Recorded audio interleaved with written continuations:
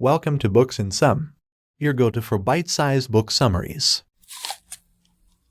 Intimacy and Desire by Dr. David Schnarch. The most important details in this book are that all long-term couples struggle with desire and intimacy at some point, and that their presence is a sign of a healthy relationship. It also explains how sexual desire works in relationships, why healthy sexual relationships struggle with sex, and new perspectives for approaching intimacy problems. Finally, it provides tips on how to address these problems, reconnect with your partner, and reawaken sexual intimacy. The key idea is that in every long-term relationship, there is always a high desire partner and a low desire partner, and that the HDP is biologically predisposed to desirousness, and the LDP is not. There is always a low desire partner and a high desire partner in a relationship, and the lower desire partner always controls sex, whether he or she likes it or not. This power dynamic applies to just about every conflict in the relationship, and the LDP always wields the power when it comes to sex, because the HDP is usually the one to make romantic overtures,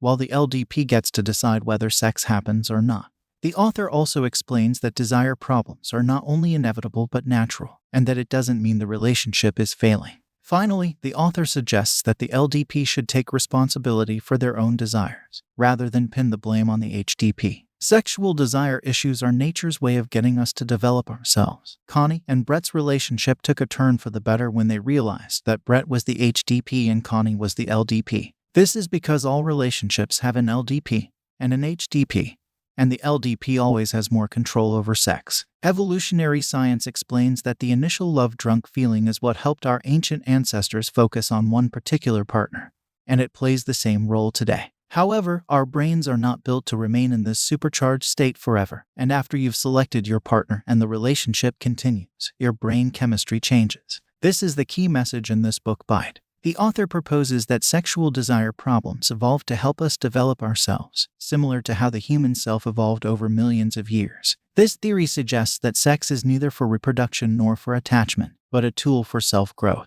Desire problems challenge both parties to confront issues and build resilience, thus increasing their relationship's chance of survival. Most people in relationships track their partner's mind for self-validation, but what happens when they don't fulfill their expectations 24/7? The primitive human self developed based on interaction with others and is reliant on feedback. It is the norm for people in romantic relationships to maintain a reflected sense of self, which is why they are naturally inclined to have sex with someone who flatters them and makes them feel attractive and confident.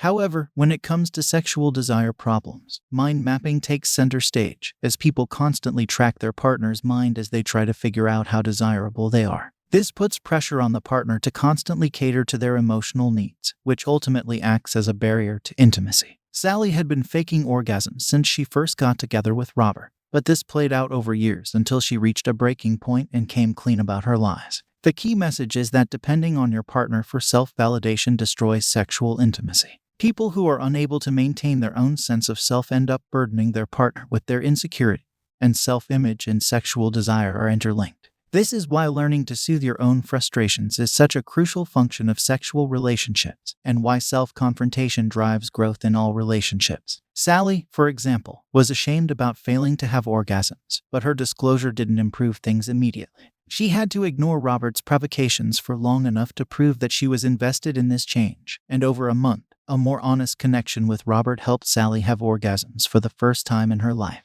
Most couples are reluctant to alter their sexual routine, even when it promises to spice things up. This is because sexual experimentation is a journey into unfamiliar territory, and unfamiliar territory can induce uncomfortable feelings. To understand why long-term couples are the least likely to change sexual behavior, it helps to understand that sexual norms are usually established in the early stages of a relationship. Additionally, sexual growth tends to happen at the point when couples feel like they're hitting a wall.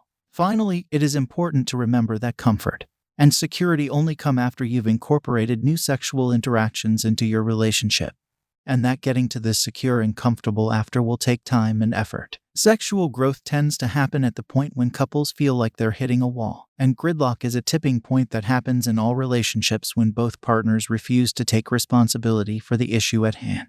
Gridlock results from one of the most common misconceptions that couples hold, that they should put up with each other's anxieties in order to keep the peace. To get out of gridlock, it is important to develop a solid sense of self and learn to soothe your own anxiety.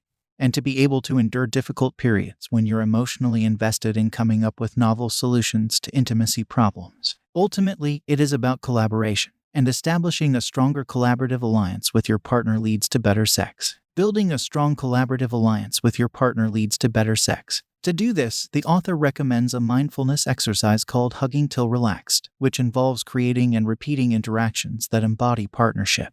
The author's patients Larry and Juanita tried this method, but Juanita felt nervous at any mention of sex. After doing it 5 times in a week, Juanita gradually went from less tense to feeling good. 3 weeks later, Juanita finally relaxed and the couple made passionate love for the first time in 19 years. The key message is that collaboration involves working together even when it is anxiety-inducing, and that kindness and patience go a long way. Recognizing that disparity in desire is a hallmark of all committed relationships can help you see your problems in a new light. Instead of viewing desire issues with your partner as obstacles, consider them a natural opportunity for growth. To rekindle sexual passion, couples need to step out of their comfort zone and confront themselves. Heads on Pillows is a mindfulness exercise to challenge tolerance levels for intimacy and vulnerability. Repeat it many times a week and the results can be dramatic.